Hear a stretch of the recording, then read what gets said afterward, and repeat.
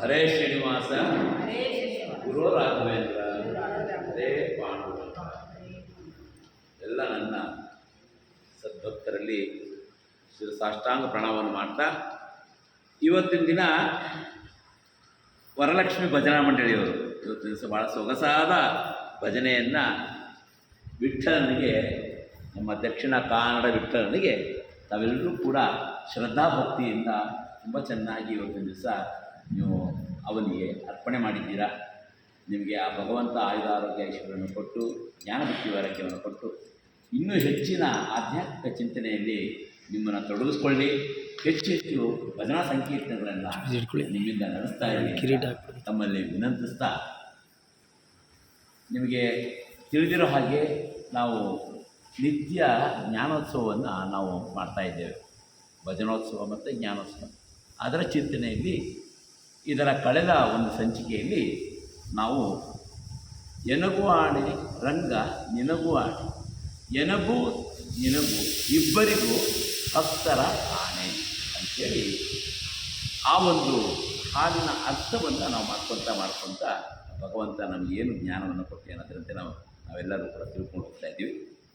ಅದರಂತೆ ಹಿಂದೆ ಕಾಕು ಮನುಜರ ಸಂಗವ ಮಾಡಿದರೆನಗೆ ಆಣೆ ರಂಗ, ಲೌಕಿಕವಾನಿ ಬಿಡಿಸಾದಿದ್ದರೆ ನಿನಗೆ ಆಣೆ, ಎನಗೂ ಆಣೆ ರಂಗ ನಿನಗೂ ಆಣೆ, ಎನಗೂ ನಿನಗೂ ಇಬ್ಬರಿಗೂ ಭಕ್ತರಾಣೆ. ಈ ಒಂದು ಪದ್ಯದ ಅರ್ಥವನ್ನು ಕಳೆದ ಸಂಚಿಕೆಯಲ್ಲಿ ಮಾಡ್ತೀವಿ. ಇವತ್ತಿನ ಸಂಚಿಕೆಯಲ್ಲಿ ಶಿಷ್ಟರ ಸಂಗವ ಮಾಡದಿದ್ದರೆ ಎನಗೆ ಆಣೆ ರಂಗ, ದುಷ್ಟರ ಸಂಗವ ಬಿಡಿಸಾದಿದ್ದರೆ ನಿನಗೆ ಆಣೆ, ಎನಗೂ ಆಣೆ ರಂಗ ನಿನಗೂ ಆಣೆ, ಎನಗೂ ನಿನಗೂ ಇಬ್ಬರಿಗೂ ಭಕ್ತರಾಣೆ.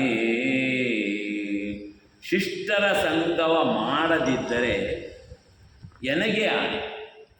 ನಾನು ಆಣೆಯನ್ನು ಹಾಕೋತಾ ಇದ್ದೀನಿ ನೋಡಿ, ಎಂತೆಂಥ ಅದ್ಭುತ. ಆ ಆಣೆಗೆ ಎಷ್ಟು ಕಟುವಾಗಿ ಆ ಶಬ್ದ ಇರುತ್ತೆ ಅಂತಂದರೆ, ನಾನು ನಡೆಸಲೇಬೇಕು, ನೀನು ಅದನ್ನು ನಡೆಸಲೇಬೇಕು. ನಿನಗೂ ಆಣೆ ನಡೆಸ್ತೇನೋ, ನೀನು ಅದನ್ನು ಪಾಲನೆ ಮಾಡಲೇಬೇಕು, ನಾನು ಅದನ್ನು ನಾನು ಮಾಡಲೇಬೇಕು. ಈ ಪಾಲನೆ ಮಾಡಿದ್ರೆ ಆ ಪಾಲನೆಯನ್ನು ಭಗವಂತ ಮಾಡ್ತಾನೆ. ಹಾಗಾಗಿ ನಾವೇನು ಪಾಲನೆ ಮಾಡಬೇಕು?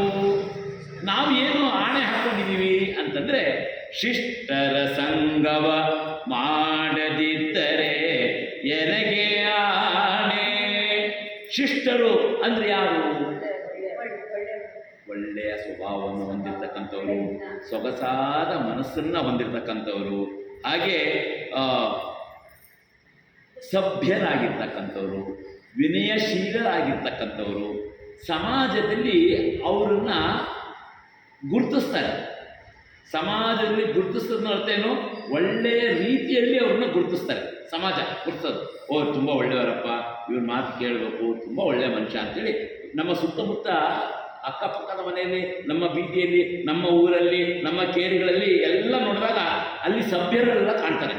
ಸಭ್ಯರು ನಾವು ಗುರುತಿಸ್ತೀವಿ, ಜನಗಳು ಕೂಡ ಗುರುತಿಸ್ತಾರೆ. ಆ ಸಭ್ಯರು ಯಾರು? ಅವರು ಶಿಷ್ಟರು ಅಂತ. ಸಭ್ಯರಾಗಿರ್ತಕ್ಕಂಥವರು, ವಿನಯಶೀಲವನ್ನು ಹೊಂದಿರ್ತಕ್ಕಂಥವರು, ಶಾಂತ ಮನಸ್ಕರಾಗಿರ್ತಕ್ಕಂಥವರು, ಒಳ್ಳೆಯ ಮನಸ್ಸಿನ ಇರ್ತಕ್ಕಂಥವರು ಶಿಷ್ಟರು ಅಂತ ಕರಿತೀವಿ. ಅಂಥವ್ರನ್ನ ನಾವು ಹುಡುಕೋಬೇಕು, ಹುಡುಕೊಂಡು ಅಂಥವ್ರನ್ನ ನಾವು ಸಹವಾಸ ಮಾಡಬೇಕು. ಅದು ಮಾಡಿದರೆ, ಶಿಷ್ಟರ ಸಂಗವ ಮಾಡದಿದ್ದರೆ, ನಾನೇನಾದ್ರು ಮಾಡಲಿಲ್ಲ ಅಂತಂದರೆ ನನಗೆ ಅರ್ಥ ಆಯ್ತಾ? ನಾವು ಏನು ಮಾಡಬೇಕು? ನಾವು ಶಿಷ್ಟರ ಸಂಘ ನಾವು ಮಾಡಬೇಕು. ಒಳ್ಳೆಯ ವಿನಯಶೀಲತವಾಗಿರ್ತಕ್ಕಂಥವ್ರು, ಸಭ್ಯರಿರ್ತಕ್ಕಂಥವ್ರನ್ನ ನಾವು ಆರಿಸಿಕೊಂಡು ಅವರ ಆಶ್ರಯವನ್ನು, ಅವರಲ್ಲಿರ್ತಕ್ಕಂಥ ಜ್ಞಾನವನ್ನು, ಅವರ ನಡೆನುಡಿಗಳನ್ನು ನಾವೆಲ್ಲರೂ ಕೂಡ ಅವರನ್ನು ಪಾಲಿಸಬೇಕು. ಪಾಲಿಸದಿದ್ದರೆ ಎನಗೆ ಆಣೆ. ನನಗೆ ಆಣೆ ಏನಪ್ಪ ಅಂದರೆ ಅಂಥವ್ರನ್ನ ನಾನು ಸಂಘ ಮಾಡದೆ ಹೋದರೆ ನನಗೆ ಆಣೆಪ್ಪ. ನೆಕ್ಸ್ಟ್ ಏನು ಹೇಳ್ತಾರೆ ಅವರು? ದುಷ್ಟರ ಸಂಗವ ಬಿಡಿಸದಿದ್ದರೆ ನಿನಗೆ ಆಣೆ. ದುಷ್ಟರೊಂದು ಗೊತ್ತು, ಅದೇನು ಹೇಳದೇ ಬೇಕಿಲ್ಲ, ಅದ ಒಳ್ಳೆ ಕ್ಯಾರೆಕ್ಟರ್ಗಳು ಅಲ್ವಾ. ದುಷ್ಟರು ಅಂದರೆ ಅಂತಹ ದುಷ್ಟರನ್ನು ಸಹವಾಸ ಮಾಡಲೇಬಾರದು, ಹೌದಾ ಅಲ್ಲ? ಅದೆಲ್ಲ ಕೋಪ ಮಾಡ್ಕೊಳ್ಳೋದು ಗೊತ್ತು. ದುಷ್ಟರು ಅಂತ ಹೇಳದೇ ಬೇಕಿಲ್ಲ ನನಗೆ ಅಲ್ವಾ. ಶಿಷ್ಟರು ಅಂದರೆ ಕಷ್ಟ ಹುಡುಕೋದು ಯಾರಾದ್ರು ಅಂತ. ದುಷ್ಟರು ಭಾಳ ಸುಲಭ ಹುಡುಕೋದು ಅಲ್ವಾ. ಯಾರು ಸ್ವಲ್ಪ ಕೋಪ ಮಾಡ್ಕೊತಾನೆ, ಅದು ಅಸೂಯೆ ಪಡ್ತಾನೆ, ಒಬ್ರು ಕಂಡ್ರಾಗೋದಿಲ್ಲ, ಒಬ್ರು ದ್ವೇಷ ಮಾಡ್ತಾನೆ, ಹೌದಾ, ಪ್ರೀತಿ ಮಾಡೋದಿಲ್ಲ, ಅಂಥವ್ರು ನಮಗೆ ದುಷ್ಟರು ಅಂತ. ಯಾವಾಗಲೂ ಬೈಯೋದು, ಯಾವಾಗಲೂ ಕೋಪ ಮಾಡ್ಕೊಳ್ಳೋದು, ಯಾವಾಗಲೂ ಅಹಂಕಾರ ಪಡೋದು, ಇವರೆಲ್ಲ ದುಷ್ಟರು ಅಂತ. ಅಂಥವ್ರನ್ನ ಬಿಡಿಸ್ಬೇಕು. ದುಷ್ಟರ ಸಂಗವ ಬಿಡಿಸದಿದ್ದರೆ, ನಿನ್ನೆಲ್ಲ ಬಿಡಿಸ್ಲಿಲ್ಲ ಅಂತಂದ್ರೆ ನಿನಗೆ ಆಣೆ. ನಿನ್ನ ಆಣೆ ಕಳಪ್ಪ, ನೋಡು ನನ್ನ ನಾಣೆನ ಹಾಕೊಂಡೆ, ನಿನ್ನ ನಾಣೆ ನೆರವೇರಿಸ್ಬೇಕಾದ್ದೆ, ಅದು ನಿನ್ನ ಧರ್ಮ. ನಿನ್ನ ಧರ್ಮ ಏನು? ನನ್ನ ದುಷ್ಟ ಸಂಘ ನಾವು ಮಾಡದೇ ಇರೋ ಹಾಗೆ ನೋಡ್ಕೊಳ್ಬೇಕು ಅಂತ ಪಾಂಡುರಂಗನಿಗೆ ನಾವು ಆಣೆಯನ್ನು ಹಾಕ್ತಾ ಇದೀವಿ. ನೋಡಿ ಎಂಥ ಅದ್ಭುತ ಅಲ್ವಾ.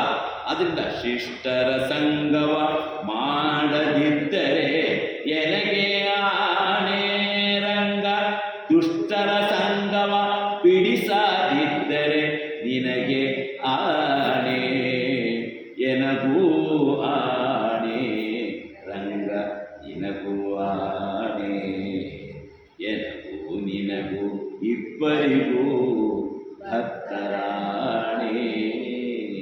ಭಕ್ತರೇ ಇದನ್ನೆಲ್ಲ ನೋಡ್ತಾ ಇರ್ತಾರೆ. ಇದನ್ನೆಲ್ಲ ನಾವು ದುಷ್ಟರು ಶಿಷ್ಟರು ಅನ್ನೋದೆಲ್ಲ ಭಗವಂತನಿಗೆ ಗೊತ್ತು. ಯಾರ್ಯಾರು ಏನೇನು ಮಾಡಬೇಕು ಅಂತ. ಅದಕ್ಕೆ ನಾವೇನು ಮಾಡ್ತೀವಿ, ಅವನು ಹಿಂದೆನೂ ಕೂಡ ಹೇಳಿದೆ, ಕಾಕು ಮನದರ ಸಂಘವ ಮಾಡಿದರೆ ಎನಗೆ ಆಣೆ, ಲೌಕಿಕವಾಣಿ ಬಿಡಿಸಾದಿದ್ದರೆ ನಿನಗೆ ಆಣೆ. ಈ ವಿಚಾರವನ್ನು ಹಿಂದಿನ ಒಂದು ಶೀರ್ಷಿಕೆಯಲ್ಲಿ ಹೇಳಿದ್ದೀನಿ. ಈ ಶೀರ್ಷಿಕೆಯಲ್ಲಿ ಕೆಲವು ವಿಚಾರಗಳನ್ನು ಶಿಷ್ಟರು ದುಷ್ಟರು, ಶಿಷ್ಟರಂದು ಯಾರು, ದುಷ್ಟರಂದು ಯಾರು, ಇವೆರಡನ್ನೂ ಕೂಡ ಅವರು ಮಾಡಿಸಬಾರದು ಅನ್ನೋದನ್ನು ಅವನ ಮೇಲೆ ಆಣೆ ಹಾಕ್ತಿರ್ತೀವಿ. ಆದ್ದರಿಂದ ಈ ಆಣೆಯ ರೂಪದಲ್ಲಾದರೂ ಭಗವಂತ ನಮ್ಮನ್ನು ಒಳ್ಳೆ ದಾರಿಗೆ ತರಲಿ, ನಮಗೂ ಆ ಒಳ್ಳೆಯ ಮನಸ್ಸನ್ನು ಕೊಡಲಿ.